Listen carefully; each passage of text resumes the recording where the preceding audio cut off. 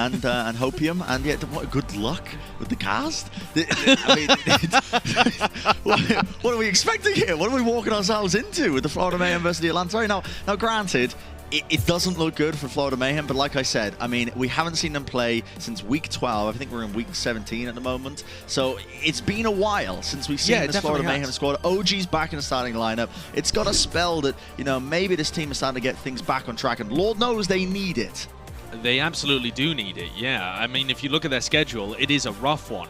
They're directly competing with teams like Boston and Toronto for being able to even just get into the play-ins. They're in that much of a dire situation that they have to overtake someone to get into the play-ins. And they play against Boston after this, so they need one win somewhere against Atlanta, Houston, Gladiators. So, I guess in theory, this is a decent place to start, but Brent, my sights are not set on a victory here. I just want to see flashes of that old Florida Mayhem roster, of Yaki coming alive, of OG not feeding, stuff like that, you know, to just get me along the right path of believing in them. Well, maybe we'll see it here today. Here's the starting lineups. The desk was also rushing on this as well, and yeah, it's nice to see OG back in the starting lineups for these guys as well. Obviously, we're seeing a lot of different Wrecking Ball compositions and things like that. Maybe this is where he's going to be finding his footing now back on this roster to start to create some magic as well. Maybe this is where the Florida Mayhem really get going. Unfortunately, you're up against the opposition, which is going to be the Atlanta Rain, which Johnny actually rated. I did like that Johnny rated them as the #1 team in North America at the moment. Yes, yeah, the #1 team in the West. And I think that that's showcased so far. You know, these guys are 2-0. They're coming in against a weak Florida Mayhem, or at least a bruised and battered Florida Mayhem. If not, we don't exactly know what their form is going to be like in the Countdown Cup. But if they manage to get this win under their belt as well, you know, they're looking at the potential of a 4-0 Countdown Cup. And Brent, they kind of need those wins, because the race to get guaranteed into the playoffs is not over. The Dallas Fuel are all the way up at the top there, don't get me wrong. But then for 2nd and 3rd in the West, those teams that get directly to the playoffs, the Atlanta Rain is just fighting tooth and nail to be able to get into one of those positions, competing against Outlaws and Shock. And there is still a chance that the Atlanta Rain can miss out. So don't get this wrong. This is not Atlanta Rain cruising into a victory, taking their foot off the gas. They know that the pressure is on right now. It's very likely that those league points will come down to the Countdown Cup. So you've got to win every single game in front of you. You absolutely do. We're heading into Oasis as the first map. And yeah, very, very intriguing. I love as well that Custer was giving Johnny so much stick for just getting Atlanta as the #1 seed in like the West, I guess. Like when they were, I guess seed is the wrong term for it, but when they were doing their power ranking segment. Sure. And Custer just immediately came in with Dallas Fuel at #2. And off the back of these games, I mean, it's making Johnny look like a prophet. You know, it's really wait until the results of this one. Wait until the results of this game before you decide to put the prophet title on his head. Because like we said, at the beginning of the season, you would have expected this game to be dead even. Both of these teams are stacked with talent. In a meta like this, where Tracer is so prevalent, most people at the start of the season would have easily given this one to Yaki. You would expect Edison to be fielded for the Atlanta Rain or something like that. Pelican in recent times, though, has been superb. In those last couple of games that he's played for the Atlanta Rain, he has really come out and proven himself as a top Tracer player. Small sample size, but this, to me, looks like a clash of giants. Yaki against Pelican. Yeah, I mean, you've got plenty of experience playing against Yaki. More so than most people in Pharah 1v1s, weirdly enough. That is a strange thing to put on your resume, but you've got it. Doesn't look like a Pharah 1v1 at the moment, though. The Florida Mayhem are going to go for a ball comp. I think that's a great idea. It's probably been OG's best tank this year, actually. Weirdly enough. We'll see how they set it up here. So the Atlanta Rain, obviously, Pelican just going to be slamming in the rockets from afar, just trying to get one of those targets low. And you can see from this distance, I mean, he's in no danger of being taken out whatsoever. No. You have no real kill potential. The Florida Mayhem, you can see BQB is just trying to work his way in to get a closer angle to actually get some significant damage onto him. But right now, the point's just going to get played up. Yeah, it is. I mean, BQB is so far away. He's looking like Mr. Tickle with the long arms. He's just trying to reach him from ages away, and he barely manages to tickle him even when he gets close. There's no threat. It is. There's no threat whatsoever. And Pelican's just happy to just hammer in these rockets. Now he's taking a much more aggressive approach. This is the opportunity, but look at the setup, the engagement. It's perfect. Getting comes in with a power driver. Yeah, with the nano boost, that is Really, really ideal for them. Still, Iris went down in the middle of that fight. That was Yaki actually taking him. And finally, the point is going to open up. Atlanta Reign turning it around. They have enough space as well, which means the res is going to be used. Yaki still trying to create openings in the backline currently as well. He has the pulse bomb. Needs to be careful though. He's poking away. He could definitely turn this around if he gets a good pulse target. He's looking at Iris. Nice kill though. That is a good one. That allows Yaki to get closer too. Boost onto BQB. Oh, channels up the Deadeye. Okay, that's nice and quick. Mass ends up going down. Just didn't have the speed to escape out of the line side of it. Shield bash as well. The Florida Mayhem, slow and steady. He's going to try and win them this race. They are definitely finding themselves on the winning side of the team fight here, but the trouble with this particular section of Oasis is it's very difficult to get it back under your control. You can see Gators just swinging away. Just literally buying as much time as possible. You've got to really focus up your fire. And the Atlanta Reign are going to be afforded with 46% before it's eventually handed back over to the Florida Mayhem. Wrecking Ball is such a silly hero. It really is. Oh, I love watching it though. Mine's available for both balls in this fight. For the Atlanta Reign, they almost have a nano on board. They gave it to Gator last time, but I think that was just to confirm and finish the kill onto Gandam Jin. I think usually that will go onto Pelican to allow him to get close. Mine's off to the side. The Atlanta Reign are actually trying to set up a play of their own. But the South Destruct got sent over, I think maybe to push them off the high ground. Tactical Visor also just operating, but obviously the Florida Mayhem just going to be nice and healthy. With the rally armor popped, everyone's getting healed up here. Kai has to be careful. Power driver up onto the high ground there. BQB also going to be receiving this nano boost now. They're just looking for targets, but unable to really find anything. The Atlanta Reign are playing this pretty well in terms of how split they are. South Destruct over the top. No kills going their way. Still the positioning played, and actually the point gets flipped over. A bit of a mistake there from the Florida Mayhem. Pretty big error, for sure. The Florida Mayhem, though, have been able to secure that kill onto Gator. And now Florida, that's another good one. Yaki taking down the first 2 kills in this team fight, continuing to pressure the tanks. And with Iris getting res, this is going to be a little even. Atlanta are going to be able to stall the objective for a long time and flip it with a barrage. Yeah, I mean, they've got the advantage in this team fight. Yaki's going to have to put up some ridiculous numbers to try and turn it, but I don't think it's going to be possible.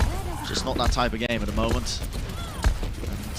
Yeah, this is the Atlanta Reign in control. The worst thing for them right now is a stagger kill. Yeah, the Yaki is aware of that, just has to zip and zoop out of the way of the rockets coming his way. The Atlanta Reign now with 85% and counting on this point. They don't have many else. Got the Valkyrie coming through, but it's going to be difficult considering how long the Florida Mayhem take to set up a lot of these fights. Yaki continues to pressure the Atlanta Reign, trying to create space for the rest of them to come in. BQB's just never had good angles to be able to shut down Pelican. There's another Deadeye, just catches him. Beautiful. Yeah, the Deadeye comes through and asleep just a little bit too late to cancel that one out. Kai has to use his tactical visor, but a lot of it getting ate up there. His Gargoyle is going to be just defending his team, but it does buy space. They get the res back onto Pelican. In fact, a kill onto BQB as well. About as good as they could have asked for. The nano boost to save Kai in the middle of all of that. That is unbelievable reactions. Iris just saving the DPS player here, keeping them all up, investing so many resources into him to keep him alive. And there really just isn't a chance for the Florida Mayhem here. The tank line's just getting absolutely decimated. That is going to be round number 1 going their way. Great play from the Atlanta Reign. You can tell how coordinated this team is. And to me, this meta comes down a lot to positioning and coordination between your front line and your back line. You need to be creating distractions with your tank line or with your DPS line to escort your backline into good places where they can fight from. And Atlanta so far have been pretty elite in terms of their timing with that. You don't have to be the most mechanically gifted ball in the world if your whole team has good synergy to be able to work off. For Florida, they feel like they're brute forcing it quite a lot. Yaki's still getting great impact on the Tracer. Managed to get 2 picks in one of those team fights, and then they weren't able to turn it. The BQB is dropping the Peacemaker, and I think that might be a good idea. Going for Sombra instead. This, to me, seems like it's got a much higher chance of success, adding that extra damage onto any backline pressure from Yaki. Atlanta Reign are running this Orisa. Gives them a bit of a foundation to play around to the point. Look at that pressure as well. BQB just getting chunked down just from the spam damage that's coming the way there from Gator. We've seen how good the coordination is with the Atlanta Reign off the back of these halts. That's OG just trying to stop them and disrupt them, but he's taken so much damage in response for it. The shield bash was excellent there from Massa just to stop him in his tracks. allows them to pump the damage in and take him out. Without the main tank, it's going to be difficult now. Florida Mayhem are still going to attempt for it. The point is going to eventually go the way, though, of the Atlanta Reign. And they're in a very prime position to just really start ticking and accruing up that percentage, especially with Yaki going down. Big stagger kill. BQB only is 70% as well. I say only, he has been charging very quickly. But I mean, Florida don't have many opportunities to be able to get back in. And Florida's composition is normally relatively slow. If they get a big EMP, they can go for a hard engage. But otherwise, they're just wanting to poke and prod at Atlanta until they can get all of their players in a good position. Lost bomb. Pelicans holding on to it. This guy being so impressive.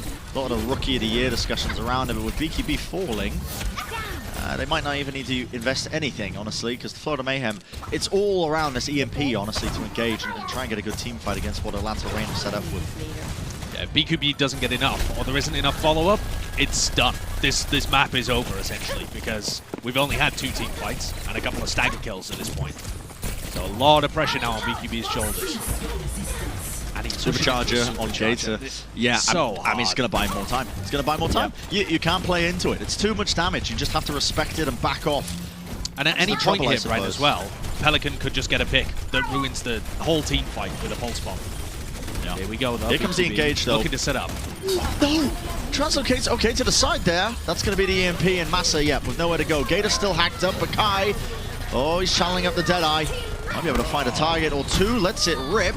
Doesn't actually get the pick he was looking for. In fact, Pelican is the one who will go down. Supercharger not available just yet, but that Self-Destruct goes straight up into the air. And that's going to be the D-Mech there to Gargle off the map as well. I don't think the credit went towards them, but that was from that Self-Destruct. But good news for the Florida Mayhem. They are able to flip this back over. Yaki, okay, he's found Pelican, looking for the 1v1. Forced out the recall, going for the beatdown as well. Still has his available. Ultimate's invested now from the Florida Mayhem. Post-bomb off into the back. Great Immortality Field. Timing the Atlanta Reign now. Dropping this amplification matrix. They just want to try and keep taking this fight further forward. They have the damage for it, and look at that. The kill's going their way as well. It's going to be a hack onto Kai. There's not too much he can do, but luckily the gun still works. Firing away from afar. It's going to be the eventual flip over with 92% and counting. It's looking inevitable.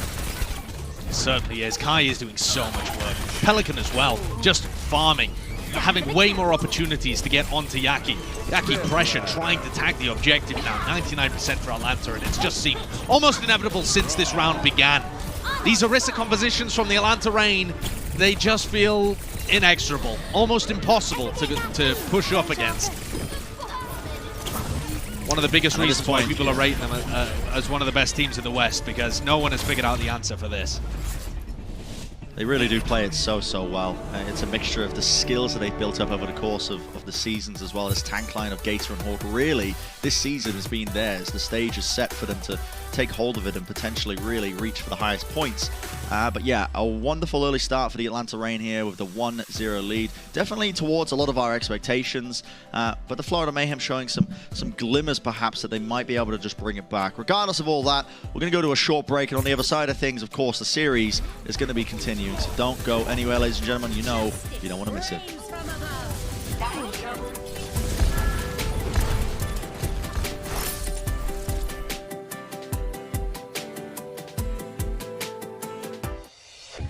The Overwatch League is brought to you by TeamSpeak, the official voice supplier of the Overwatch League.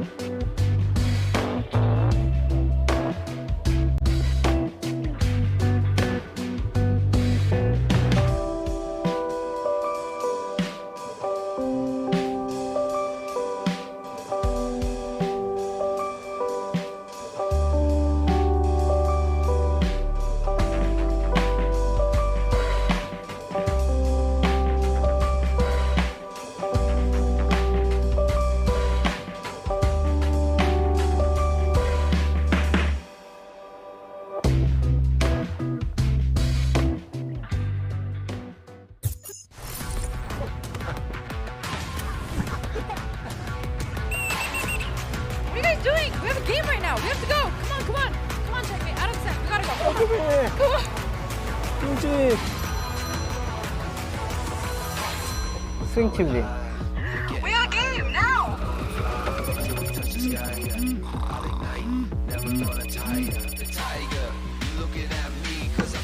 Wake up, Yaki. Okay, gargoyle. Just gargoyle. Just gargoyle. Gargoyle? Gargoyle. Have you been in here practicing this whole time? Okay, come on. We gotta go. Let's go. Okay, get in formation, everybody.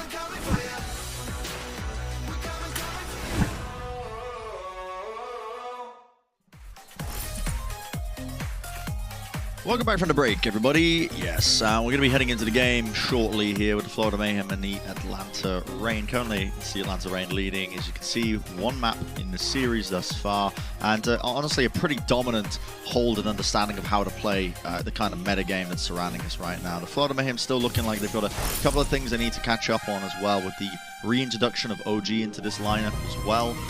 It's definitely looking a little bit rocky for them, and they need every single win they can get. If we take a look at the standings at any point as well, you'll see what I mean. I mean, they're kind of just right at the cutoff when it comes to that play-ins, which everybody's playing for at the end of the season. Yeah, they certainly are. In order for Mayhem to even make the play-ins, as in to have any chance whatsoever at that championship at the end, they need to overtake like a Boston or a Toronto. They actually play against Boston, so they could lock them in at 7 league points. But even if they get a 3-0 there, they still need to take a win away from somebody. And so this game for the Florida Mayhem is really important. If you're a fan of Florida, you either want them to win this game or show the ability to be able to win against some kind of top team, because they then play against Houston Gladiators. But the same could be said for Atlanta as well, Brent, honestly. This game is insanely important. They need both of the wins this week and have a 4-0 Countdown Cup to put themselves on 12 league points. And even then, they can be caught by Shock, by Outlaws, and it'll probably end up coming down to the Countdown Cup or even map differential. Imagine going all the way to the end of the season, and our teams that get directly booked into the playoffs could be decided on map differential. So for a team like the Atlanta Reign, you cannot take your eyes off the prize. You need to close the Florida Mayhem out here with a clean 3-0. You do. And it seems like they've been cooking someone up in the lab. They're going to be running the Reinhardt compositions here. The Atlanta Reign are going to scout this up top, so they are going to be aware of what's going on here. It's going to be the hold at the doors here as we're heading into Havana. Atlanta Reign just like, okay, well, we know kind of how to play against this. Teleport off to the side here, so we get a nice little off angle. We can start spamming you out with all this damage. The Hangzhou arrows, the orbs coming your way. You can just look for a pick as they slowly start to move the card away as well. That's going to so good. Down. It's a lovely hold coming through them, and they just knew exactly how to play that. I mean, it's like... That's fabulous. Yeah, that's what you call having great protocols as a team. I mean, as soon as they understand that they're being spawn camped, everyone is on the same page. They've practiced it 100 times in scrims. They know exactly what to do. I love the way that they flip the map as well so that they have control over the objective. Oh yeah, Florida Mayhem, you can take our spawn doors, that's fine. We have no intention of coming back through them. And that cart just trickles away further and further from the Florida Mayhem. And they've gone over to double sniper. They are relying so heavily on their DPS to carry them in this game. Yes, I mean, this was as telling a sign as any, I think, when you switch over to this. You are essentially demanding the way you're going to win these team fights is headshots. That's what you're looking for. But a TP straight onto BQB. They were not expecting that, but that's the kind of discipline that you go up against. The Atlanta Reign, they knew exactly how to play that. BQB on his player cam, he was like, what? How did they get there? What happened there? Yep, and it's... Yeah, I use this word a lot, and I think I'm going to be using it even more over the course of this series, but it is feeling inevitable. The Amp Matrix might not have even been necessary there, as they were just sailing it in on the cart. That's going to be almost 5 minutes now, working their way into checkpoint B. You can see the rest of the Atlanta Reign, they know exactly what to do. Already taking the forward high ground position so that the Florida Mayhem can't really set up. And Florida have made some adjustments themselves. BQB swapping OG to the Orisa as well. We're going to have an Orisa match. Florida haven't been too great at those kind of metas, I would say, so far this season. And Atlanta's have such a better ult bank, positioning, momentum. Feels like a serious uphill battle. If Kai gets a kill through there, it's done. It's a morale killer. They got to search for it though. I mean, they're still in the match. The Hulk isn't going to be pulling anybody there. Supercharger now from Gator. That's around the corner. They can't really get rid of that. And look at that. What a wall. The sim wall just straight across.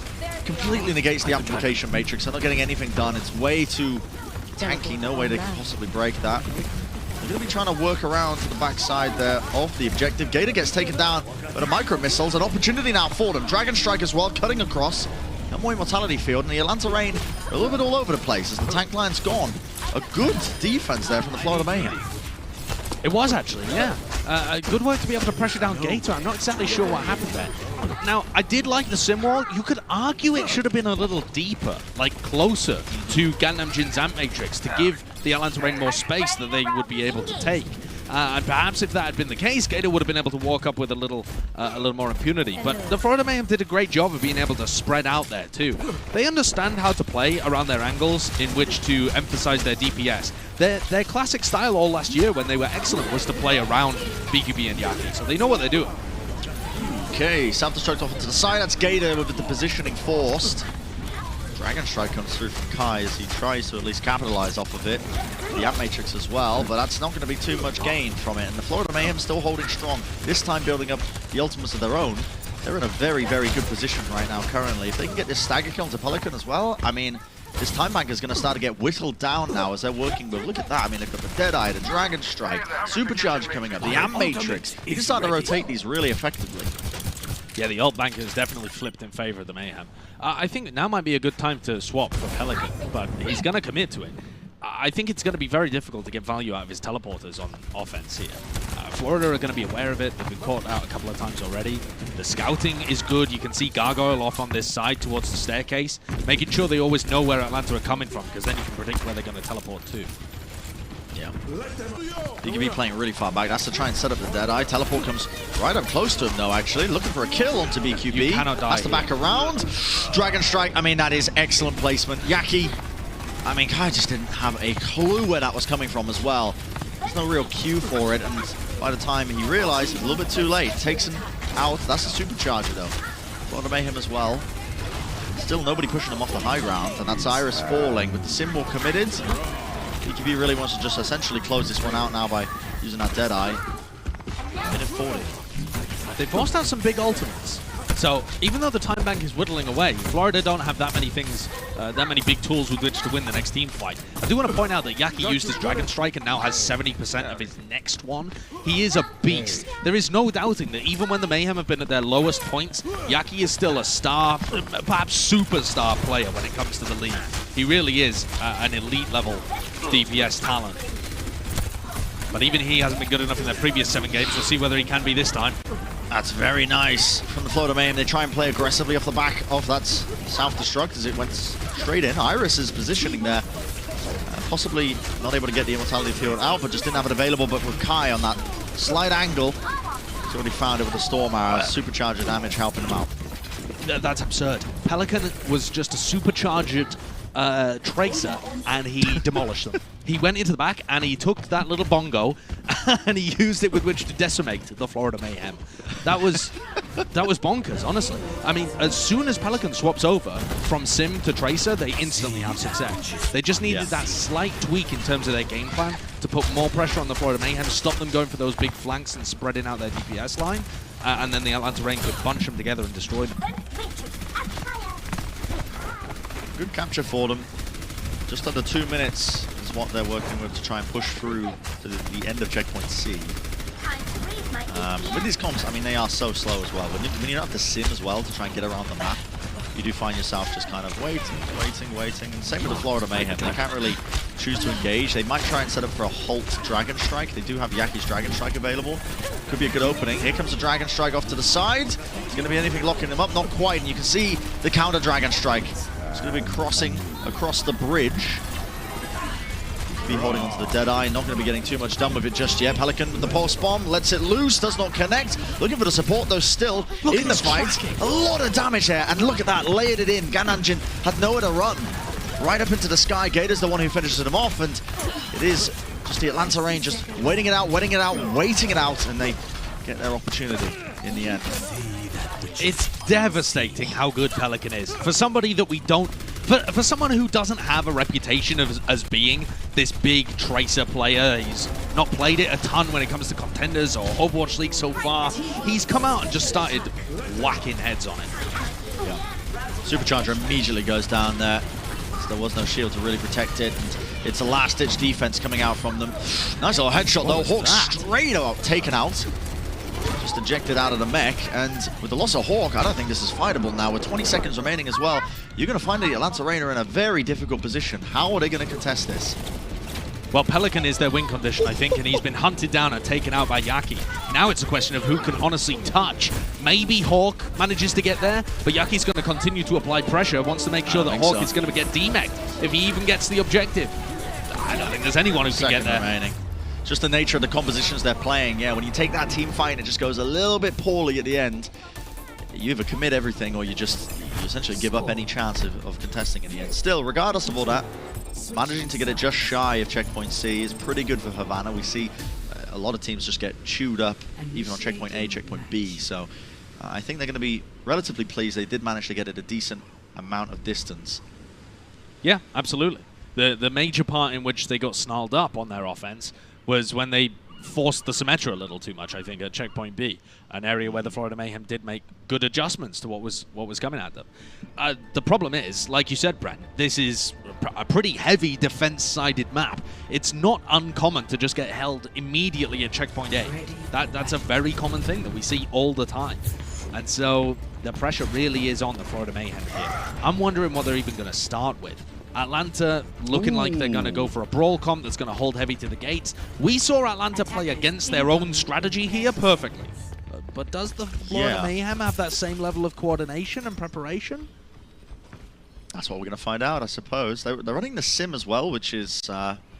I love the amount of usage we're seeing out of Symmetra at the moment as well, especially with Lucio that's out of the hero pool rotations. It really does just counteract that need to engage in a specific part and location. You can see they're going to go for this forward hold right here at the gates, and I wonder how they're going to be using it. So the TP is just used to essentially chop and change positioning from one side to the other. It's really intelligent. Yep, great idea. And what is the Mayhem's answer to this? Not going for anything as spectacular and immediate as... Okay, just using the Sonic Arrow. Gator taken out. That's, I think Yaki was just shredding the damage at a slight angle there where the shield wasn't protecting. And BQB was the one who ended up finalizing the kill. So, a bit of a lackluster effort there from the Atlanta Reign. It felt like they did fall over pretty easily. That is wild. I mean, I really don't know how that fight went south so fast there. It felt like they had tools to be able to stay alive for a little longer, but must have been caught off. Yeah, again, perhaps by Yaki. Don't know. It looks like BQB did a lot of damage in the middle of the fight. And Atlanta Reign are not making dramatic changes to their comp. They're just going to take this rotate up top. This is, again, very common when you're running Reinhardt defenses on Havana. Rotate up top, drop down, contest the objective. Yeah. I'm going to be dropping off the high ground here, just looking to send those arrows straight across the map. They can connect it into a head. It could be beautiful for them. But now, see the fight's just going to be taken further forward. That's the Deadeye.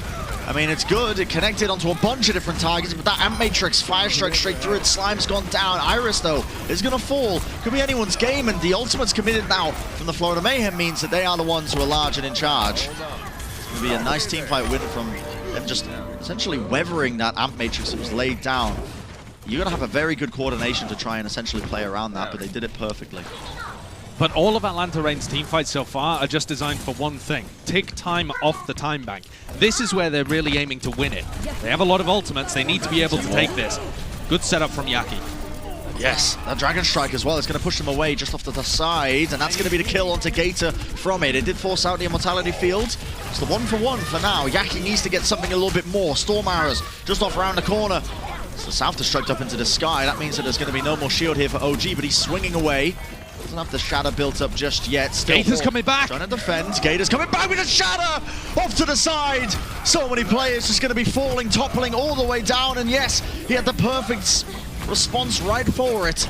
Self-destruct as well going to be used. That's Iris falling, and now the shatter comes out from OG. It returns with passion and vengeance. Immediately going to be bringing them to their knees, and off the back of that, that should be them just capturing up checkpoint A.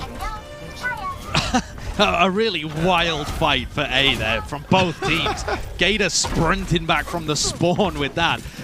It was great that Gator even got taken down right at the beginning. That was Yaki setting up for it, getting a big Dragon Strike that managed to isolate and kill the Ryan. Also, towards the end of that, Iris died, I believe, inside his own Immortality field to the bomb from Gargoyle. So that's another bizarre portion to that fight.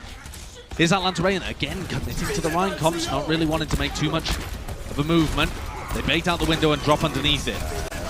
And that's an aggressive play right there with the Dragon Strike and the Deadeye. It's going to combine, and oh, the Atlanta Rain can do nothing but back off there. That's the only response.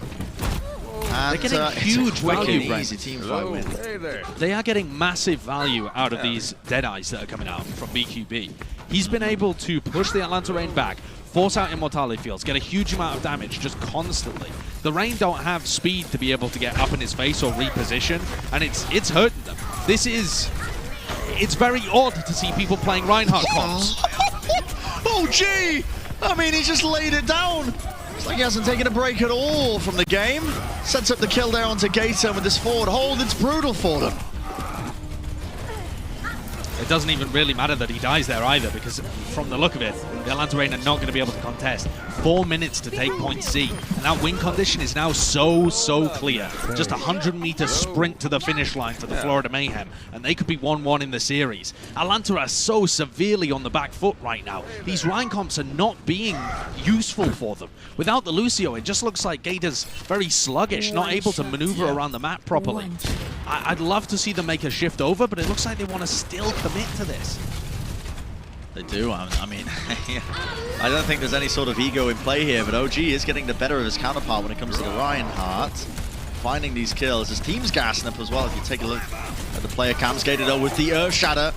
He has it right now, trying to play very aggressively right around the corner. That's the Fire Strike, the South Strike. They're just trying to play indoors, holding the shield, but almost gone down. Gator, he's looking for the opportunity.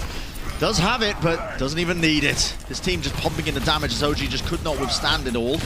The Fire Strike will finish him off. By the way, in all of this time, Kai has just been playing Widow, seeing if he can get picks, which it doesn't synergize particularly with the team comp that Atlanta are trying to run. It's good on that side of the map. A two-man shatter, but how is the follow-up going to occur here? What am I watching? Yeah, I mean, there was a two-man shadow. It forced out the Immortality field. That was the only saving grace of the play, and yeah, it does feel like the Florida Mayhem run into their spawn. They are really on fire right now, because they do not have to push this far whatsoever. 2.5 minutes, Earth Shatter in hand. OG knows what he needs to do. Mirror as well. It is bizarre. Kai is almost up to his info site, so he's going to be able to get decent info. They already know that OG is here as well. There it goes, off to the side. That's going to be the shield breaking it, and OG goes for the charge, but straight into the Fortify of Gator. Doesn't go anywhere. Info site now popped. This Kai's going to be looking for a target, but you can see them playing the line of sight particularly well, but you give him one instance, one opportunity, of course he's going to be taking it. Of course he's going to be capitalizing. It's Kai, for goodness sake. You just can't play into that. He has the wall hacks up as well. It's hubris to think you're going to survive that. Yeah, they just felt incentivized to try and fight it anyway, I think, with OG dead, you know. You either wait for him to come back off the spawn or try and make a miracle happen, and I think the Florida Mayhem opted for the miraculous option.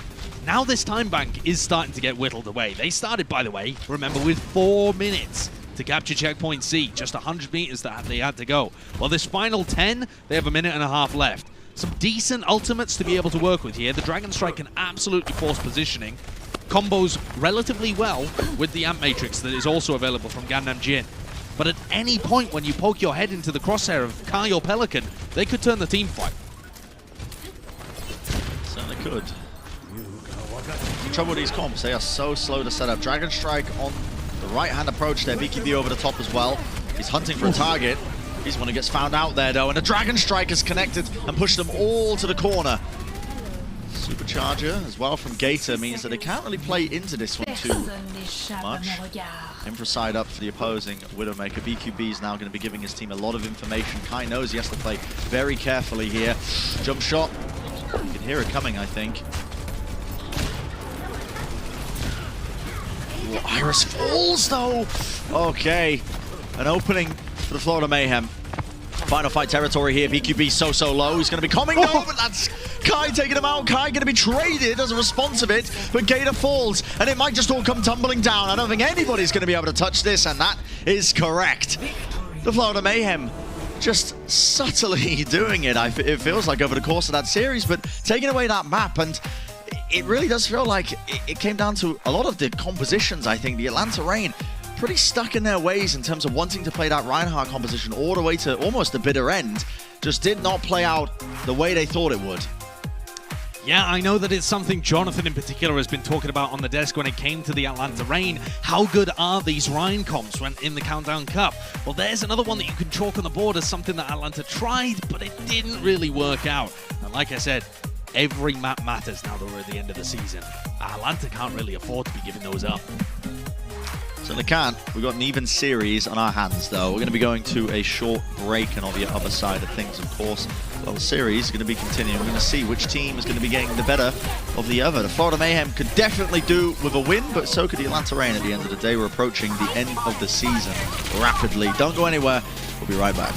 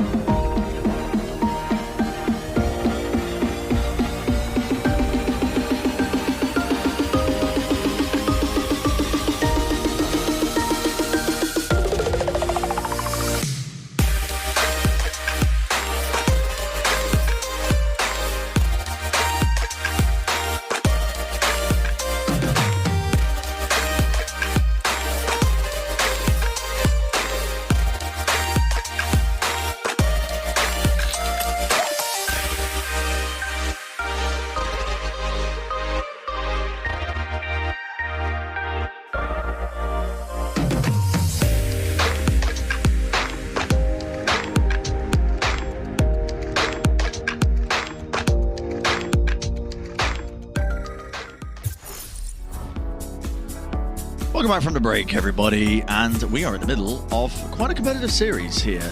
Despite a lot of people's expectations for it here, the Florida Mayhem clearly were not messing around in their break. Obviously, the last match they played before this one was in week 12, so they've had plenty of time to prepare and definitely evaluate how they want to be taking these matches. And they're bringing a close battle here against the Atlanta Reign, a team that most people are expecting to be kind of like the favorites, I suppose, in the West at the moment to win a lot of the Countdown Cup and maybe even further beyond.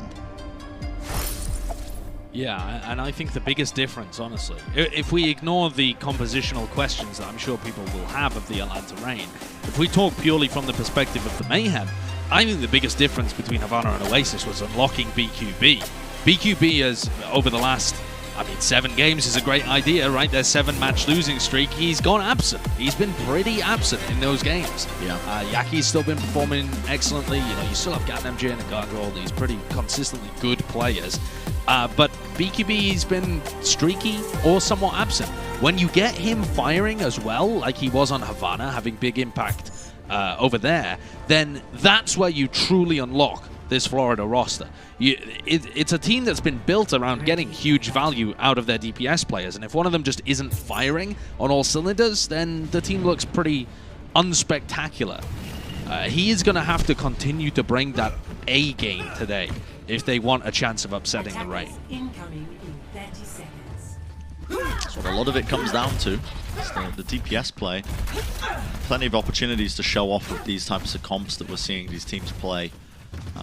It's also interesting as well that, the meta just isn't really settling. Obviously, when you have these big change-ups in terms of what heroes are allowed in a pool at a given time, it does take these teams a bit of time as well to kind of figure it out. I feel like they're getting close to it in terms of knowing what they want to play at various points with the Wrecking Ball, the Orisa, but you're going to see now the Florida Mayhem coming out the gates. BQB might make a swap up here over to the Sombra. Interesting. Atlanta's defense is extremely tanky, but I do think the Bat Mercy backline is pretty targetable by some kind of Sombra setup, but in the end they've gone for a poke comp here. Huge amounts of poke damage coming out from the Pharah and the Hangzhou. Yaki's just in a sight line here. The longer he takes to duel Pelican, the worse it is. He's got to get in position quickly. He's trying for it, but he's taking out the Mercy. That is outstanding. He's going for it again. Has to drop down low. He is so close to the death box right here. Just 1 second until he has the boosters and he's back up. Unbelievable. He's not bad, that kid. That is unbelievable. He is incredibly good. He's just opened that entire area up. Even after Slime died so early on in that fight, he was able to get the win con for the rest of his team. Just opening the door for them. Yep. Pushed right past it. 2 ticks already for them. Iris going down again. Crucial kill. Healing really BQB for them. being opened up. As well as that, they're still going to try and fight this one. They get, I suppose, space for the Resurrect, but this is a bad team fight to take right now if you're the Atlanta Reign. You want to lose this quickly. You need to spawn fast so you can set up on the defense. We've seen teams kind of underestimate, I think, as well, what happens when you get staggered out. You don't really get time to set up much plays, but what an opening there. Yaki just cracking it wide open for the rest of his team to take advantage of. And he just barreled in. He went for it. Just a concussion blast to take all of that space immediately. Didn't really wait for the rest of his team to be set up at all or have any pressure so that he wasn't being targeted. He just dove on in there and relied on his mechanics. The BQB also, like I said, getting that crucial kill on Iris to be able to stop the Reign from contesting again. Florida have so much momentum behind them right now. Dragon Striker to the bottom of the staircase. They don't actually set it up with anything, though.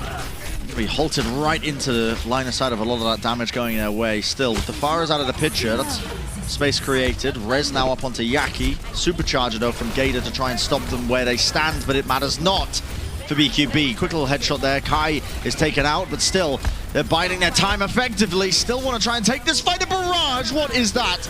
Gotta be careful, though. And that's Self-Destruct from Hawk. It could not have been timed better. Both Slime and Yaki taken out with nowhere to run. That is a way to clean up that team fight when it was looking just oh so messy.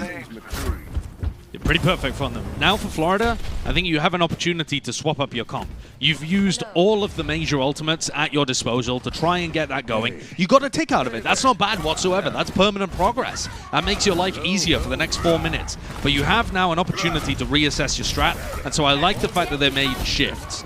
As for what those shifts are, We've seen the Florida Mayhem have some success on Rhine so far this series, so I can't be too mad, I suppose.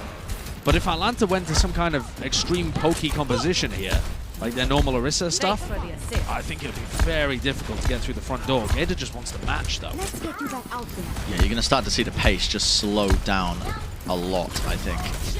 They really don't have anything to really answer it. I think that was a charge come around the corner as well with the Diva out of the picture. Not really going to be doable. Somebody's contesting up onto the point, almost getting a tick or two. Pelican also looking for a couple of rockets here. The Florida Mayhem still taking this fight. In fact, they've regained the high ground control, taking it away from them, but it is just a matter of time until Pelican gets a bit of damage done, enough to just at least get a kill here. And Matrix off to the side! Not fast enough with that concussion blast, but the res is there, and Kai on the Widowmaker, he's quite handy with it. Able to get that kill onto Yaki, which is really just going to at least apply a bit of pressure off. That was a wild, close-range kill. That wasn't Yaki just zipping around somewhere in the distance. Yaki was fighting Kai towards the spawn, and Kai just 180 headshots him. That's a barbaric kill. It's always the best as well. You're playing a Widowmaker, you get those type of kills. I mean, it's a deterrent. It's honestly, it's a threat as well, I suppose. Yaki's going to be scared. Exactly. Still, he's moved over to the Cowboy now, which is going to be much better at dealing with it close quarters. But now we see aggression from the Atlanta Reign. Gator lays down the shadow. That is beautiful. Everybody going to be falling down. They had to give up a bit of space up onto the point, which means that is going to be 82% gained here for the Florida Mayhem. These team fights that are quite scrappy that they're taking in the upper section of Hanamura, well, yeah, it's working out in their favor ever so slightly if they're just chipping away at the objective. Yeah, that's the real key, I think. And this is where you could get big value out of running a ball pump, honestly, if you're Florida. Because then you have Yaki and OG to be able to pressure that, but they're just relying on Yaki to do it at the moment. The thing is, both Kai and Pelican can one-shot headshot Yaki, and that really could be an issue, especially considering the caliber of opponent you're going up against. You're going up against probably the best May in the world, actually, in Pelican right now. That's been his quality so far this season. TP off to the side. Maybe we're almost there to try and at least split them apart. Earthshot around the corner there. OG was hunting for something, but it was a little bit too orchestrated.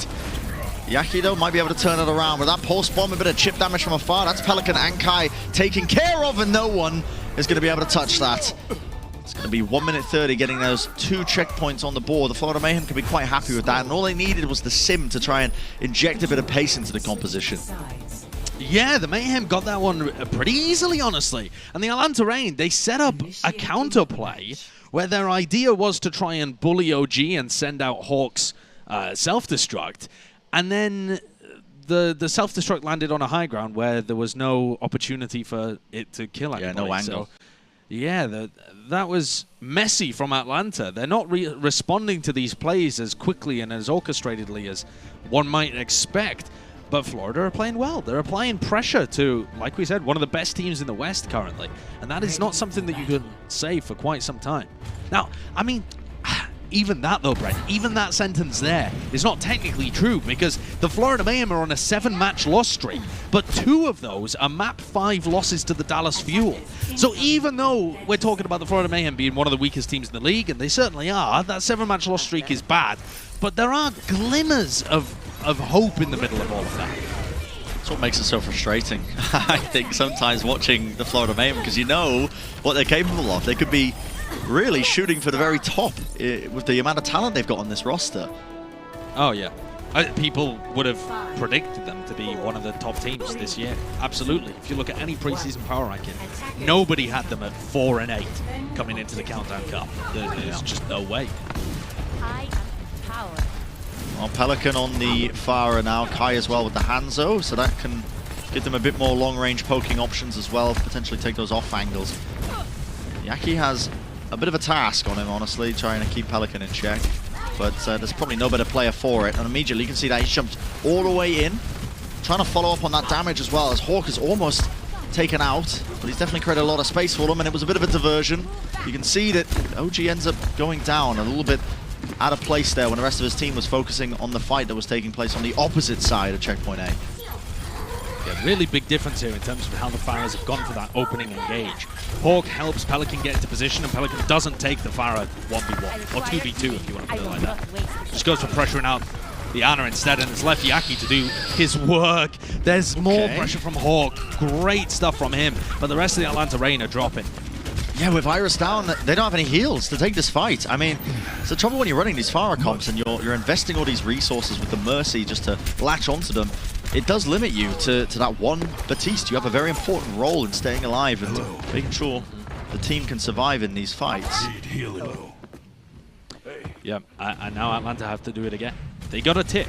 Permanent objective progress. But Gangnam Jin has access to a nano boost here, and that's going to make Yaki so scary. You've got to imagine that as Pelican takes space here with his concussion, which he's not even going to do this time around, that you're going to see the nano get used onto the Pharah defensively. And that means that when Yaki is nano boosted and damage boosted, he can one-tap Pelican. Nano boost ready and waiting. I think Gangnam Jin is maybe thinking about one target. That's going to be the tactical visor, actually. BQB going to be really powered up here. It's not going to get too much done. It just kind of buys them a bit of time here. And the Atlanta Reign, obviously, they waited out. Now the Supercharger comes through. The Atlanta Reign have all the damage in the world. With the Supercharger gone, though, that's quite tasty for them. Gives them a bit of an opportunity, but they are taking a lot of space here, Josh. You can see them slowly working their way across the point. Supercharger, a bit of a setup play. BQB, no one has dethroned him. He is just shooting from, well, I guess the point there. That's 4 kills. That is absurd. How on earth does BQB get the Supercharger, then both supports, and then an extra 2 kills on top of it? That's the value of shooting from an off angle, but honestly, how? The Supercharger should have been defended by a shield, so I don't know how he got that. And then he sprays down both supports? It must have been supplemented from the damage coming through, right? Pile driver, they were all low from the rockets. It was just a beautiful setup, and the bomb as well. Yeah, I mean, he's just got lucky, I suppose, in the limbs, but that is... It's just a beautiful follow-up. I think the Florida Mayhem were right on cue with it. And nice coordination from OG, a player that a lot of people have been looking at recently and wondering what's going on. They ran checkmate in their most recent match, remember? So the fact that OG is right there setting up BQB for those kills should give you a lot of hope if you're a Mayhem fan. Here's the barrage. 45 seconds left for the Atlanta Reign, and they are no closer, really, to finding their footing. Massa and Iris taken out, the support line destroyed, and Hawk, well, he's trying to eat up the damage at the end there. It's not going to be working out. 30 seconds now. The Atlanta Reign are being pushed to the absolute limit here, and the Florida Mayhem, well, they can see victory in their sights right now. They are so close to taking a lead in this series. It feels inevitable. It really does. The Florida Mayhem have a nano boost to be able to work with here. If that goes on BQB or Yaki at this point, heck, you can even go into Gargoyle. There's no problem. Close. Playing they didn't see. Hunt. They didn't see. Now the nano boost off into the side. He's waiting for them to push forwards, but that's a self-destruct. Slime goes down. They need Gangnam Jin to stay alive. They still don't know he's there. Tactical visor comes off to the side. BQB falls. It's a bit of a nightmare scenario for them, but as this was going on, that's the Bionade and the Power Driver. OG combos it up. They're still playing at the choke point. They need to deal with a couple of these players, and they have a bit of time to do so. With Hawk falling, Gangnam Jin's still in the fight, building up this ult. He's already up to 60% of the next nano boost, and he's just used it. The Atlanta Reign, they put all of their pressure there onto the points, but the Florida Mayhem knew exactly what to do. Cool, calm, and collected. They could give up a bit of space on the point, and they take away the map as a result of it. That is outstanding stuff from the Florida Mayhem. Smiles all around. They can see it. Only Yaki really looking like he's extremely focused and disciplined. The others, they can see the finish line in front of them. 2-1 up in a series against the Atlanta Reign. Starting to crumble away from the Reign squad. Heralded by Jonathan as the best team in the West, this team's got a lot of work to do to get back into this series. They cannot afford to be giving up, honestly, maps at this point. Never mind the match. Their season, in terms of getting guaranteed into the playoffs, could be on the line right here, right now. And this is heating up for the better. I mean, we were anticipating, I think, as well, you know, a bit of a potential one-sided affair, but the Florida Mayhem, they have been showcasing, they've been working hard in the time off and definitely coming out with some very interesting stuff. We'll find out if they can really close out this series or if it's going to be going to a map 5 after this, so don't go anywhere.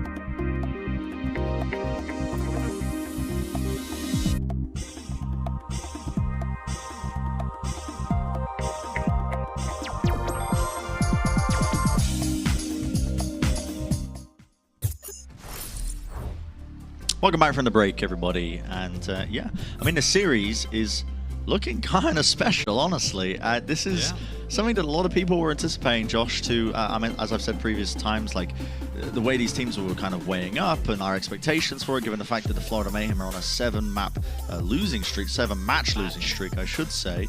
Yeah, let's not sugarcoat it. We were expecting it to be a bit more one-sided on the side of the Atlanta Reign, but currently they're leading the series 2-1. Really impressive stuff from them, really coming out swinging as well. The DPS players in particular have been absolutely dominating. They've been set up as well by OG, who's come back into this roster and really kind of just fulfilling his role as this kind of support character by setting up with the power drives, and he engages, and whatever else, even the Reinhardt at times.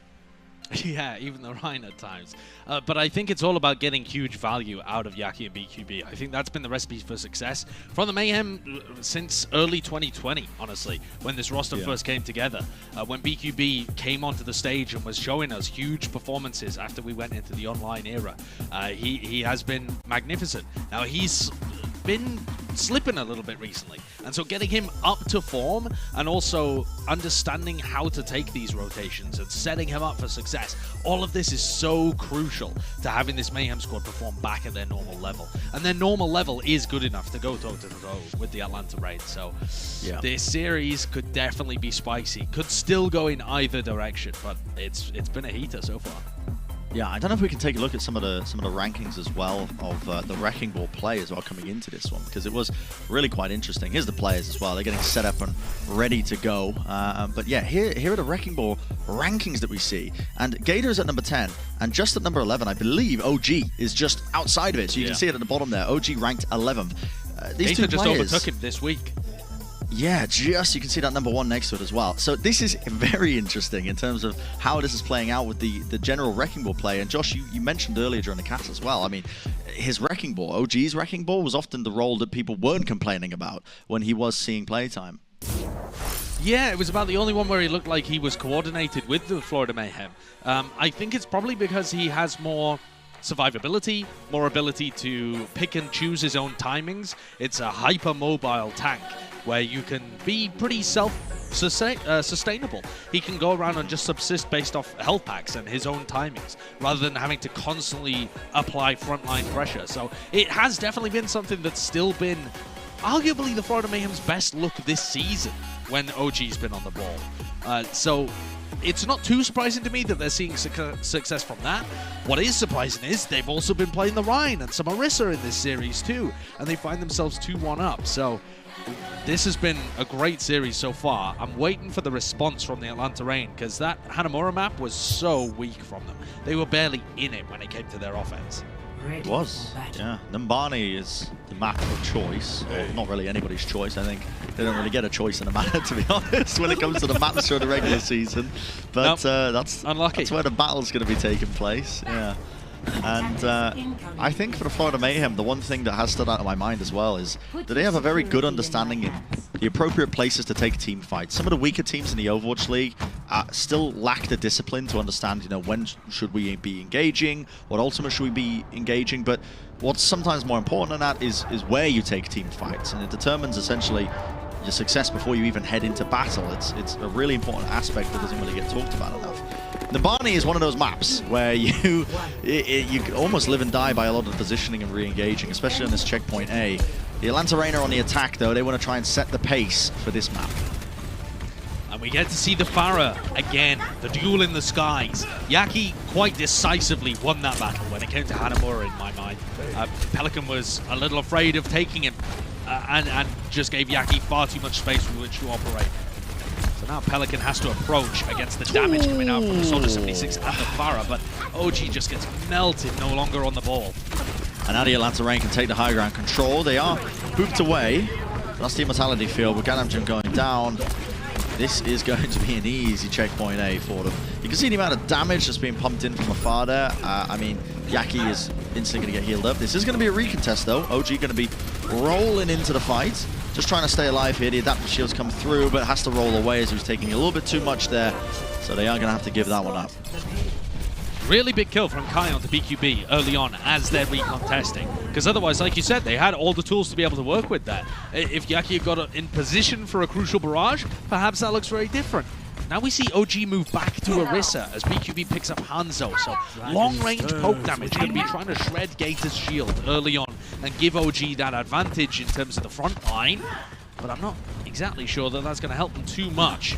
BQB doesn't have that many opportunities for off angles here, though he's certainly taking one to start with. Yeah, the rockets coming in. He's getting a couple of them quite low.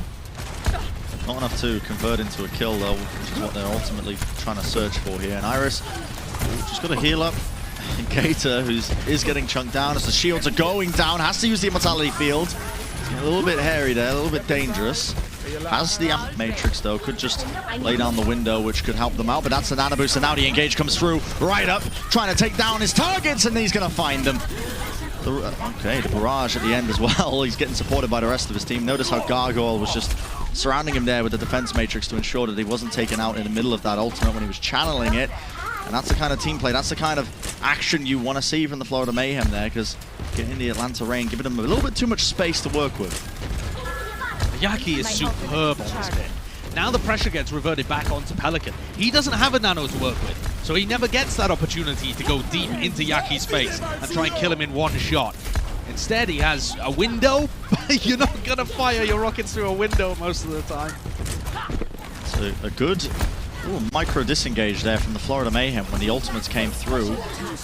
Not a supercharger though. The Atlanta Reign want to keep this one rolling. That ultimate is a great way to do so. Self-destruct right over the top that takes out the Immortality Field, but not enough to take out that supercharger. Still the Dragon Strike anyway comes through with Massa gone. Guys on 8 health, has to get healed up there by Irish. Just needs to burst through this shield, but yeah, the attention's being split there by their sole healer, and Iris can't really do too much there when the pressure's coming in from that many angles. So the Florida Mayhem are going to be winning another team fight. Crucially for them as well, Josh. They forced out a ton of ultimates there from the Atlanta Reign. Yeah, and they disrupted them as the Atlanta Reign were pushing. They found the perfect timing to go for that self-destruct on Gargoyle. They forced the positioning of Massa, it allowed them to break shields, land a big Bionade, and that stopped the entire fight that Atlanta were going for. Now Kai picks up Hangzhou himself, so very long-range battles happening right now. Quite a slow-paced composition as well. But Yaki's going to have another nano. He could use that to turn up the tempo. There's a nano boost. It's applied onto him. Just got to hunt down for the targets. The barrage makes it easy. So much damage coming their way. The Immortality Field unable to stop it. Now he can just try and hunt down his adversary there. Oh my goodness. Yeah, that's just spam damage from OG to collect onto it. 2.5 minutes now for the Atlanta Reign, and a rapid checkpoint A capture. That time bank is being whittled. It's a good job they got a rapid checkpoint A capture, otherwise the map might be over right now. Atlanta Reign are getting punished for running Iris on Batiste. It's something they've loved to do all season long. Iris has been playing some Zen and some Ana recently though. I think it's necessary at this point. Halt into the Dragons to start. Yeah, that's a good one, honestly. It does force out the ultimate in the Immortality Field, but, well, BQB ends up falling anyway as the arrows are sent straight through. That's going to be the res, the supercharger taken out, as it was a slight angle that Pelican could afford to just poke around and take it out. Now the back foot for the Florida Mayhem is they're just backing up, just trying to essentially set themselves up for a good team fight here. Self-destruct comes straight over. That's Kai as well, taken out by BQB. That was a team fight, or at least a little fight that was taking place just off onto the flank. Now BQB is just raining into the arrows into Pelican, just trying to basically put in a bit of chip damage, but yeah, I mean, Pelican was like, I'm sick of missing you. I'm going to, I suppose, commit just a barrage into you as well, just to really take you out. But all this is going on, and they aren't really getting any closer to the objective. Still unable to really take a good chunk out of them with the nano boost. Bionade comes through. That's a supercharger removed out. Straight away, the rocket comes through. Pelican is in so much danger here, but there's the barrage. It's just turned into mincemeat right into the streets. This is one of the only fights where Yaki has not turned it immediately towards the Florida Mayhem's advantage. Atlanta still have some opportunities to fight this. The Dragon could be crucial. OG and BQB already hit the deck, Gargoyle removed as well, and it doesn't look like anyone's going to really be able to hold up. Atlanta, with the last minute swaps over here onto the ball, are going to be able to win that one, but that was not decisive by any means. If Yaki lands, I think Yaki was not being damage boosted there by Slime when he hit the rocket onto Pelican. If he is being damage boosted by the Mercy and he's nanoed and Pelican dies and he's set up for a free barrage, suddenly that team fight could look so different. They did buy time though, which is one of the things they were looking for. Dragon Strike off to the side. Kai was ready for it though. He'd found the angle, that's a headshot onto BQB, takes him out, and they didn't even get anything from the Dragon Strike. Still, it was far back enough that the res comes through. The Atlanta Reign going to be starting to try and push deep into them there. Supercharger goes down again. OG just using it, but Pelican just finding these off angles. Potentially final fight for them. Nano boost. Yaki's got to hit these shots, and with the damage boost out, that's Pelican immediately removed. Enough damage to just take him out in one shot. Still, Ganamjin falls as well, and he's in a dangerous position here. Yaki somehow with that fadeaway rocket, he took out Massa before eventually paying for it with his own life. Yaki is absurd. He's hard carrying these team fights. We've seen a lot of other teams, especially in the West, use this strategy where you're nano boosting your Pharah, and it looks really high risk, high reward. Like sometimes the Pharahs just miss all their shots, and you get no value out of your nano. Yaki has provided value in every single one of these team fights. If he's given responsibility, he steps up. He's that kind of player. Self-destruct into the back there. That's just to try and push them past that amp matrix. The Dragon Strike. This is the opportunity they were looking for. What a Dragon Strike as well. BQB's gone and pushes them all away. The Atlanta Reign are able to get that capture just in time. Great coordination from Atlanta. It feels like Atlanta Reign have got the better structure in terms of how they want to set up their tank line and how they want to take space, things like that. And yet sometimes in some of these fights, the Florida Mayhem's DPS will just take over the game.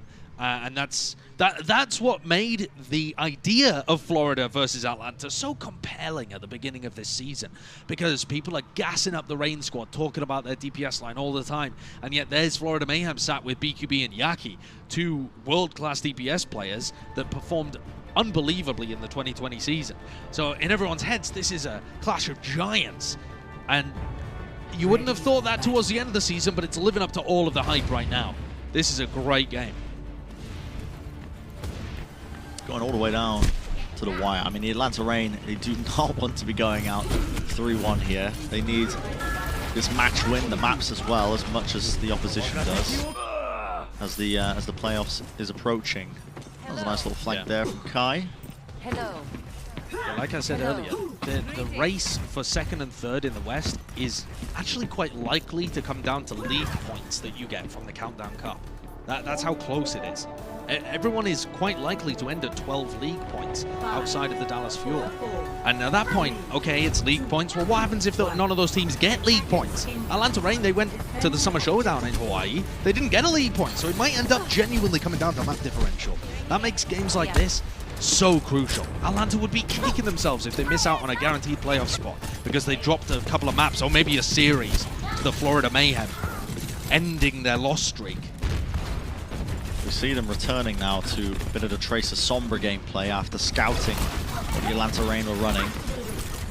It's a comp that's honestly slow to get going. They're going to need to get a couple of neutral hacks from BQB here, because the EMPs, it's going to be hard to come by. Already 30 seconds off. That is a wonderful mark onto OG. Flashbang locks him up in the air when he was trying to go for the power drive. Engaged a hold to pull them together.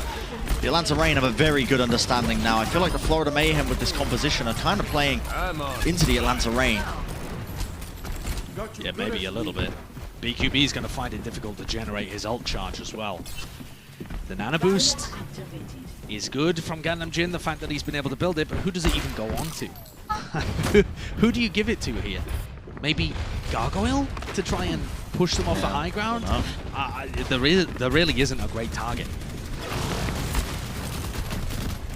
We're going to try and do something here. You can see BQB is in the back. You can hear the SMG sprays going off. That's an nano boost onto OG. Rolling through. Gives him a bit of durability. Power driver as well. Good tech is there. Forces out that immortality field, just trying to knock them off the high ground, but unable to do so. Kai being pressured a lot. Off to the side. Has to get those heals. What a pulse bomb into the power drive. OG will be the one who is going to claim that kill, but the setup is there. Really nicely done from Florida. We were wondering what their execution would end up looking like, but that was pretty perfect. They had their DPS players in all the right positions, BQB and Yaki coming through afterwards. The Nano got good value, allowing OG to survive, because against this composition, if you're a default Wrecking Ball, you're getting blown up. So the Nano target there was very good, very crucial. And Yaki is now making the move over to Genji. They're going to rely on EMP Nano Blades to be able to get through the rest of the map. That concerns me, Brent. Yeah, it's going to be tough, honestly. Trying to get the rotation of ultimates right. Some teams have done a great job of it, but it's hard. So EMP onto 5. Oh my goodness, Yaki! What is that? He just switched over to the Genji. He's up to 50% of a blade. I'm not worried anymore.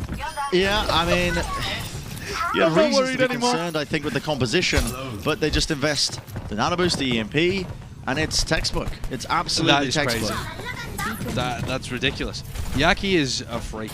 He's insanely good on all of the DPS heroes that he plays. Getting up to 70% of a blade in that one team fight, like, okay, they might not be guaranteed to win the next one for sure, but they have opportunities. Oh, that didn't actually... Okay, they do take out the supercharger eventually then. South Destruct off to the side though. Gananjin's not going to be so lucky. Did not survive that one, and they're not building up the nano boost from it. I mean, surely you don't blade here. Even if BQB was alive, there's no way. No, there's no way, right? Are you kidding me? Straight into the back line, but you're against so much, Yaki! What is that? You got the Torb turret, the flashbang, everything coming at you. That is just absurd. Surely not, right?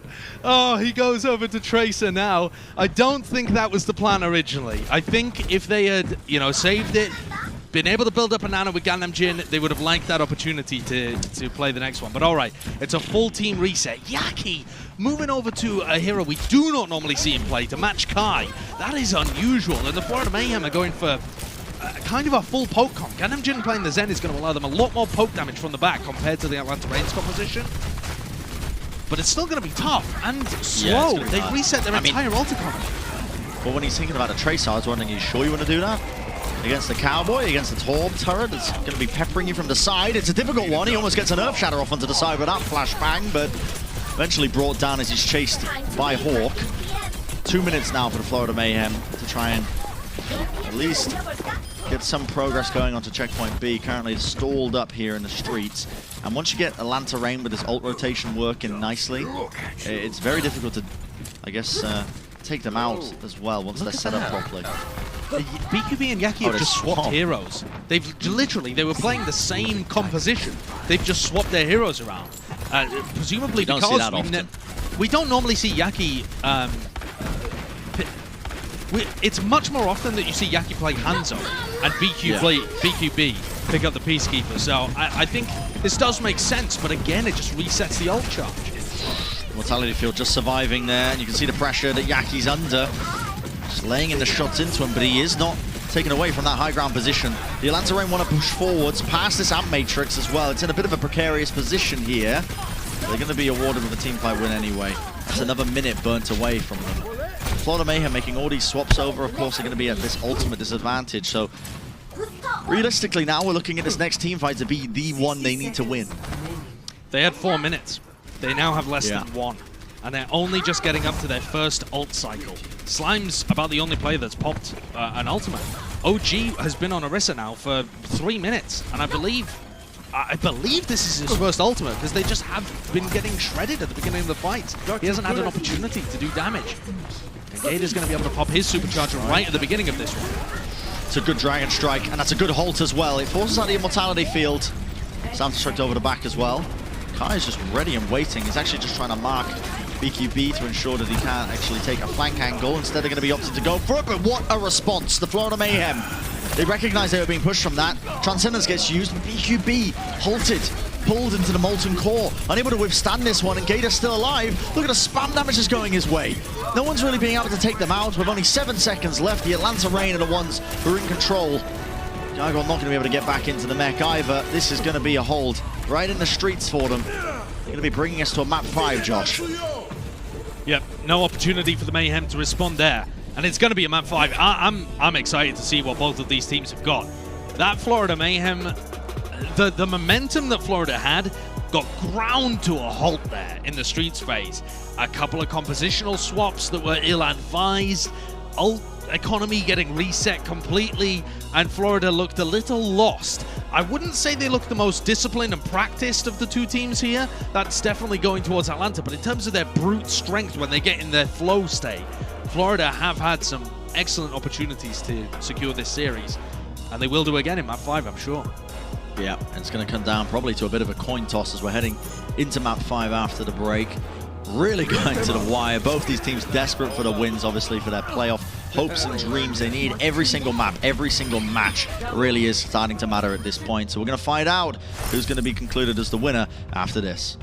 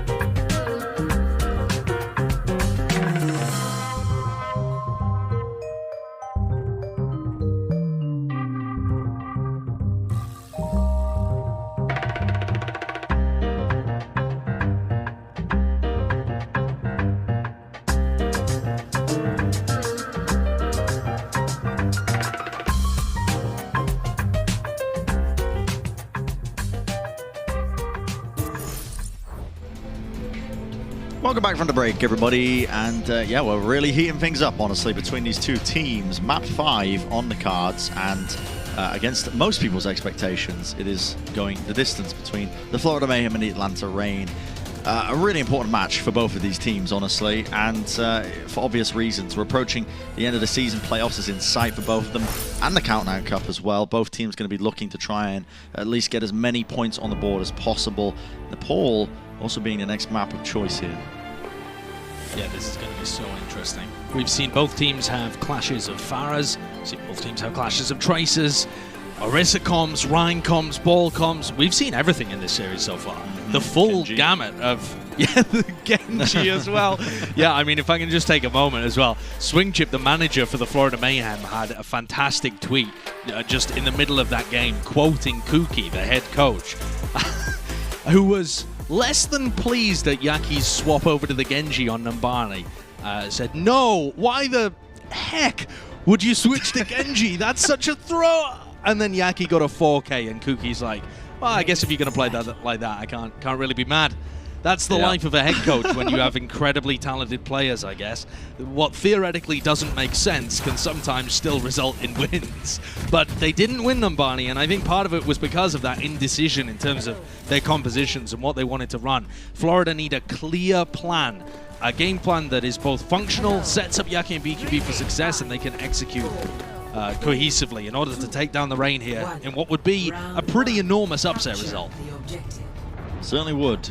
Teams are rolling out. We're going over to Village. We see the Fire gameplay. Pelican is going to be on it, and the Florida Mayhem want to be running this this Sombra Tracer comp, trying to set some stuff up. It worked well on the Barney Point A when they were attacking, just trying to set things up for them. See if they're able to do it. I'm never going to be putting a lack of trust, I suppose, into Yaki when he's on the Tracer. Yaki's Tracer is incredible. He'll be trying to synchronize it up with the rest of his team, though. Iris is the clear target on the floor for the Florida Mayhem. You can see Yaki and OG just pressuring the objective right now. Fantastic hack onto Gator. How is he being allowed to stay out there alive? How did Gator get out? Want to chase him down, yeah. I mean, he was hacked up. He couldn't really go anywhere. Get looked at from the... Okay. Just sending in the shots from the... I keep wanting to say from the sky. I mean, he's a Zen just taking the battle from the ground there, but the damage he put him, you can see from the player cam. I mean, he's buzzing. He's like, oh, I wasn't really expecting to get that, but there we go. Like a flat cannon. Yeah. He's got his anti-air artillery out there.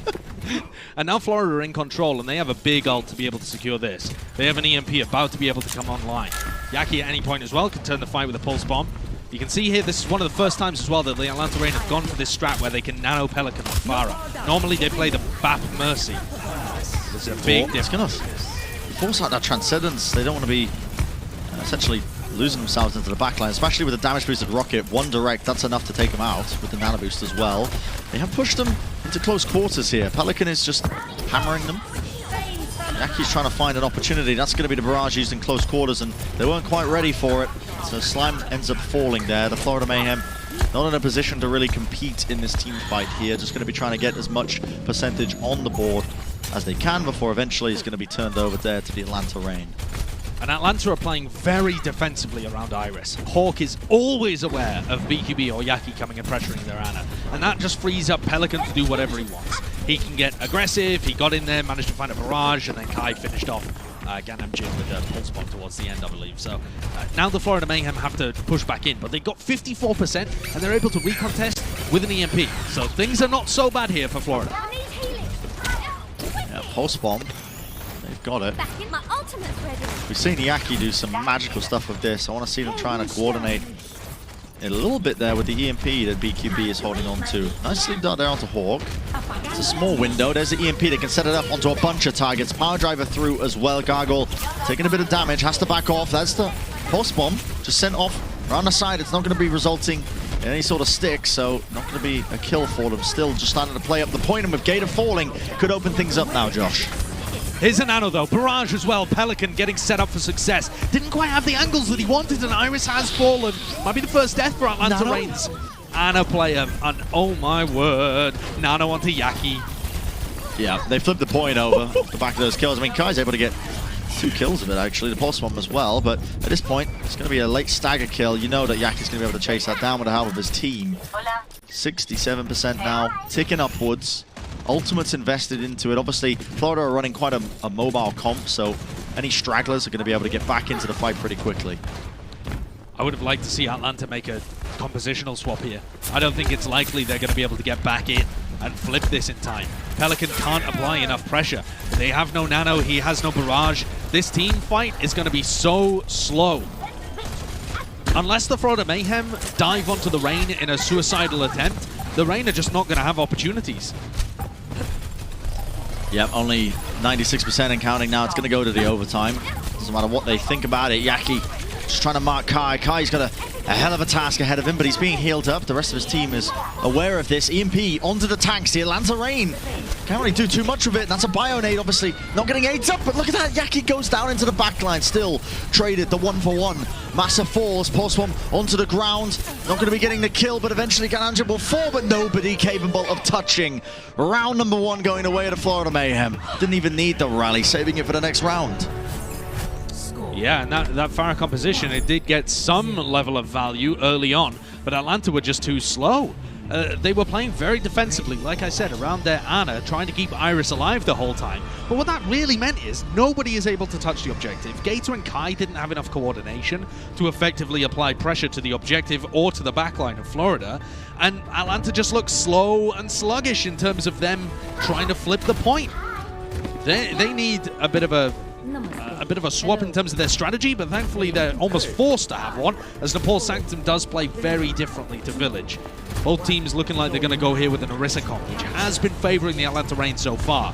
Having said that though, the Farah battle has been going the way of Yaki, so we might have a very different result in the air and on the ground. We might. And yeah, the fight kicking off here. Pelican does have a bit of a height advantage here, just trying to play around this. You can see Yaki's putting a decent amount of pressure. The rockets coming into the backline of them. Now they're opting into trying to take this duel. Pelican taking one shot. It's like a completely different world up here. You rarely ever get to see this fight that's taking place at this particular angle. Rare, never before scenes here of Nepal, but there's a rocket. Pelican pressured out, 2 shots for Yaki. He gets it. Just need to deny the res now. The concussion blast means Gator's gone, but Yaki, oh, a misplay. Just didn't manage it. Focusing too much, I think, on the shots and not enough on the fuel management. That's absurd. Yaki just Farah diffs Pelican, boops Gator into the pit, and then falls to his own demise like his keyboard got hacked. And that is perplexing. Still, nobody in control of this point. BQB has eventually built up this Dragon Strike. It goes off to the side, but he was booped. It's a bit off angle. He's falling quite low. Still, I remind you, nobody capping this up yet as well. Kai dying. A window getting deployed here as well from Iris. Might equalize things a little, but as Ganamjin responds, surely the advantage going the way here of the Florida Mayhem. They've got the res out of this, and OG is weak. Gargo's just trying to put pressure onto the point so they can't actually cap this one up. A lot of damage. It's like so many different team fights occurring at various points all over the map, in the skies, all over the place. I'm not sure, Josh, but this game is going on for a while. Finally, the ultimates come through. That's the power driver. Will somebody even cap this up? I'm not too sure. Kai hunting for that kill onto Slime will get it in the end. Supercharger from the distance. Pelican somehow brings himself down. I'm not sure how that happened at all, but he gets the res off anyway, so back into the fight. No harm, no foul. Eventually, though, flips over. The Atlanta Rain are going to get control of the objective.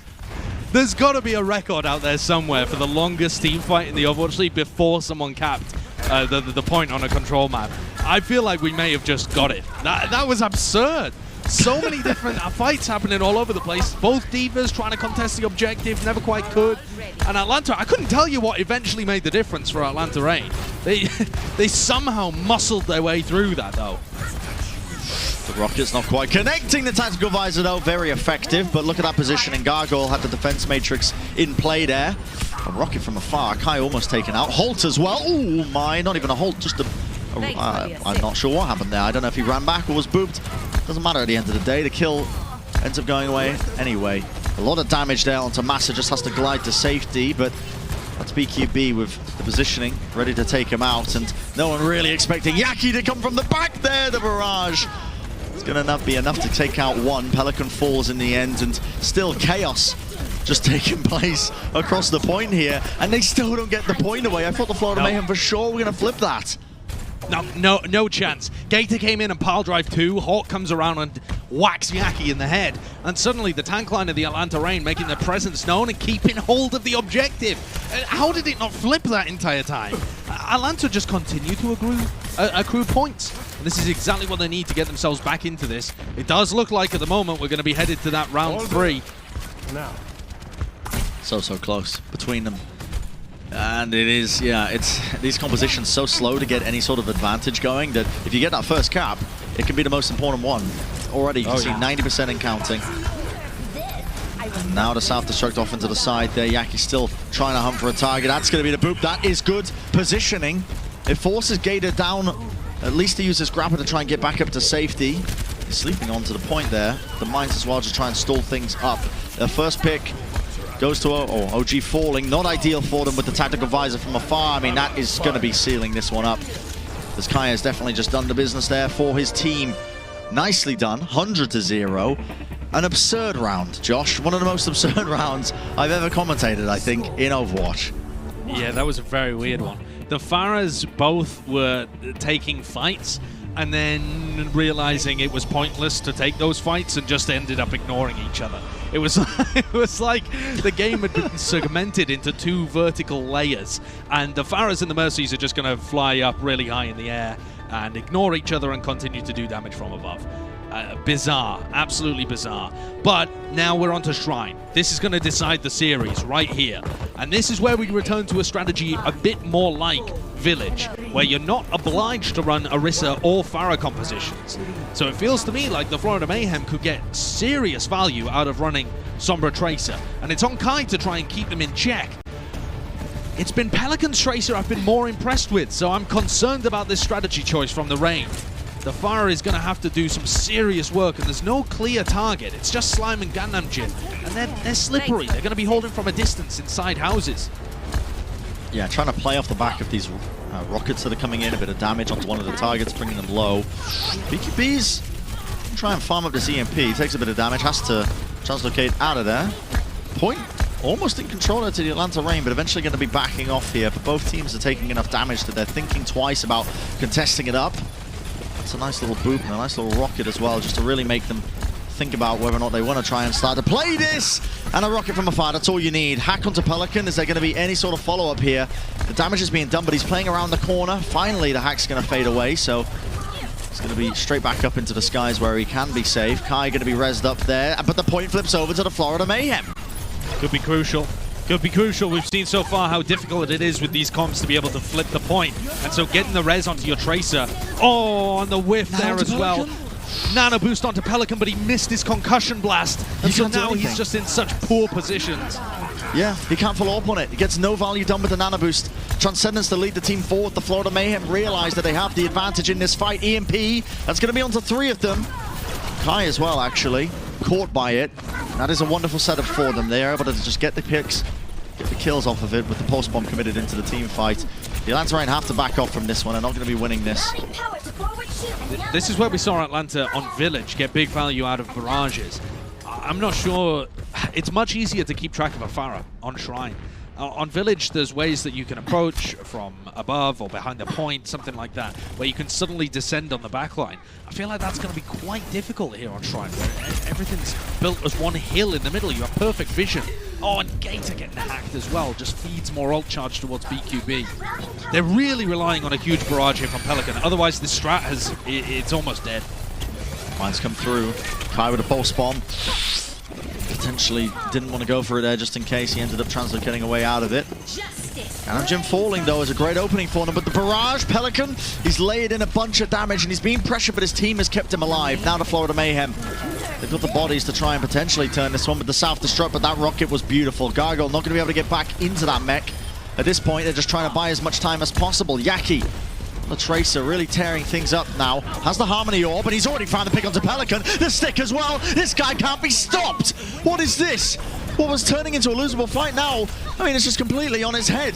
The Florida Mayhem realize that they have the opportunity to try and steal away the victory. The nano boost onto Kai. It's a last-ditch effort just so we can try and contest Yaki and put him in his place, but it might not be enough. The beat down, the shield bash stops him in time. Kai goes down.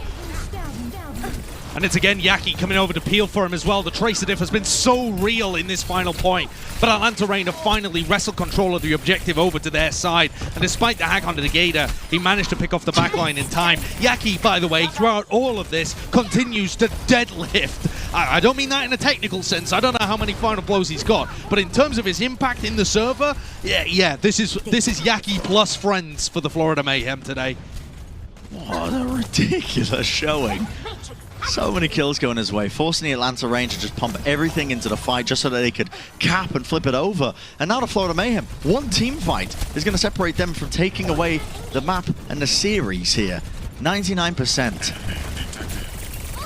Nano almost available. Could be used onto Pelican to turn this one around. Iris has got a pretty safe position at the moment. Now he has the Nano. See how he uses it.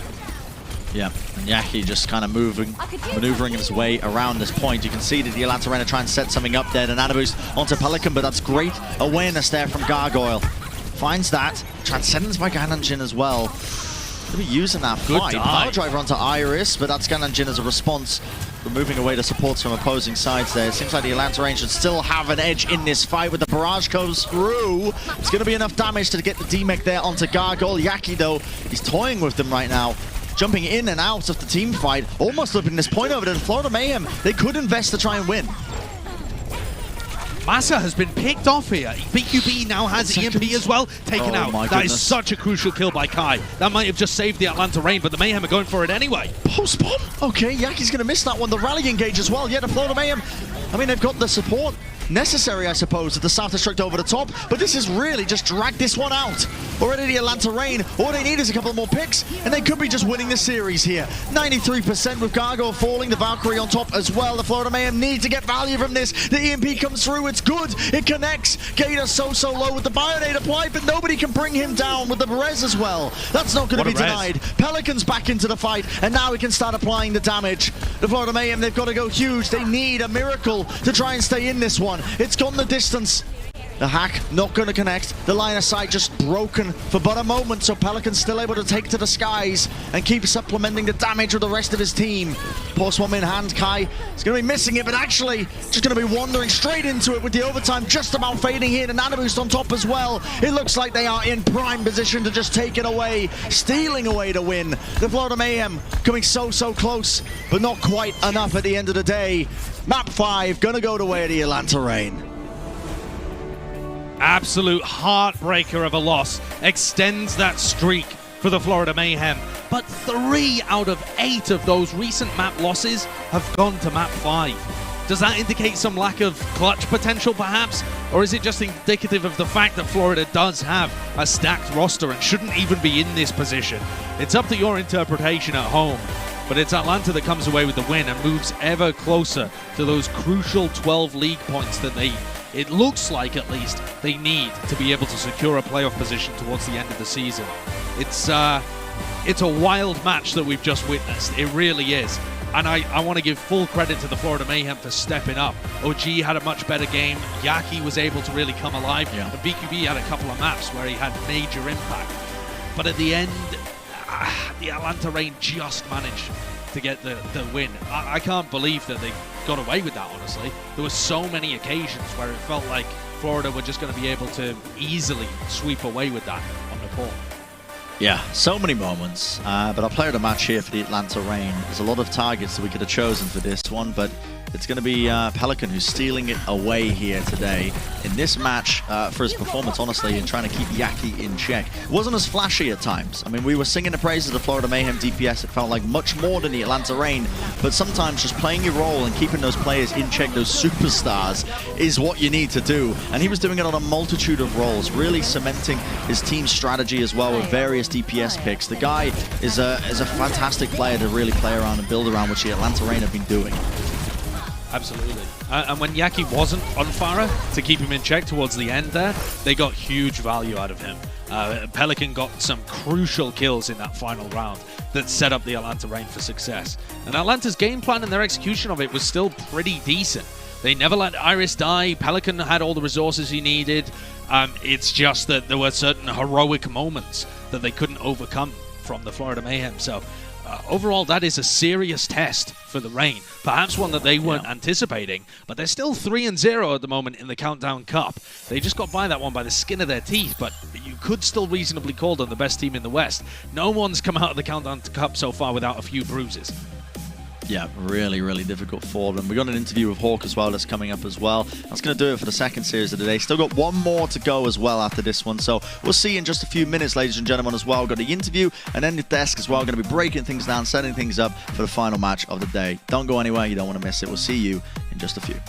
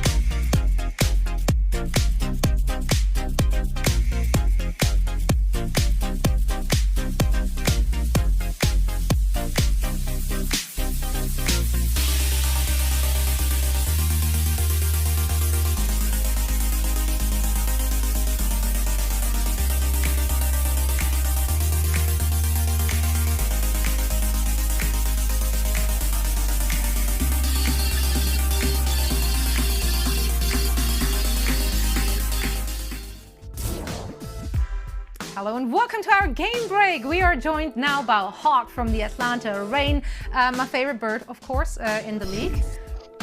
Just throwing that out there. I just always have to make a bird kind of sentence, you know. Anyway, I want to congratulate you, of course, on yet another victory. Your new team, you have been on quite a tear so far in the Countdown Cup. However, this one made me sweat as a Reign fan. No bias, definitely bias. Why was this such a close game? Honestly, I don't feel like we played ourselves today. We kind of choked a lot of fights. We didn't have like that really good clutch potential that we've been trying to work on. It came alive on the last map, obviously, but we just didn't play well today. That's about it. We should have played better. We should have won Hanamura. We kind of our strategy just didn't work out too well, but we just didn't play well today. Well, should have, could have. You did get the W in the end, and that is really all that matters. Now, we have seen your team utilizing a variety of different comps in the Countdown Cup so far. Do you think this is the approach for the Western teams in general, looking to beat the dominant dive comps we're seeing in the East? I'm not sure. Like, a lot of these teams within that region, they don't really have a coordinated dive, so it works really well. But once you go to the East, they're a little more, they seem a little more coordinated, but obviously there's like a lot more variety of who's winning over there right now. It's not just Shanghai, so I'm not sure. Maybe our comps to the meta, maybe the dive comps to the meta. I don't know yet. We'll find out. Yeah, I mean, a lot of teams approach it very differently. You're seeing like the Fearlesses of the world tweeting stuff like, you know, I'm gonna hardcore focus on my wrecking ball, and then we can be the best team in the world. Do you think that is the move, though? You think that that kind of meta with those ball dive comps is going to carry over into the knockouts and the playoffs? I think people are just going to keep playing to their strengths unless there's like a really, really hard dominant meta that comes towards the playoffs, which has happened in the past in Season 2 and Season 3, where it's just like a hard, like, you one-trick this comp or else you just lose. So as of right now, I think people are just going to play to their strengths, but I think that it could easily go to like a one-trick, one-comp meta. Yeah, you never know. You never know. The good news is everyone is in the same boat at that point, right? Now, your last opponent in the regular season will be the Dallas Fuel, which is happening tomorrow. Are you surprised to see the chinks in their armor, which started to show in their most recent matches? Not really. They've already dominated the rest of the season, and they've secured first seed. So I don't know if they're playing it like lightly, but they definitely look not as well polished right now. So it should be a good match. Really hoping to win. Want to get that top 3, but we'll see.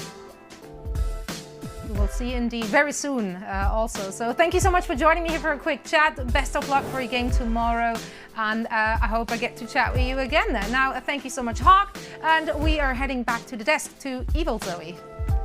Thank you. Oh, what? Why am I Evil Zoe? Why am I the evil twin? Well said, good Zoe. Well said. Hey, Evil Zoe. So rude. So rude. Now, of course, the other Rain.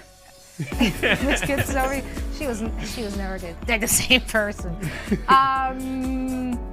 Right. Let's discuss the match. This one was very close, and I feel like it started forever ago, and there's just so much to kind of unpack. But you know, we got limited time, so let's see where we can go with this one. Now, definitely, the Rain were the favorites coming into this one. However, the Mayhem really came alive. Yaki popped off, and then some.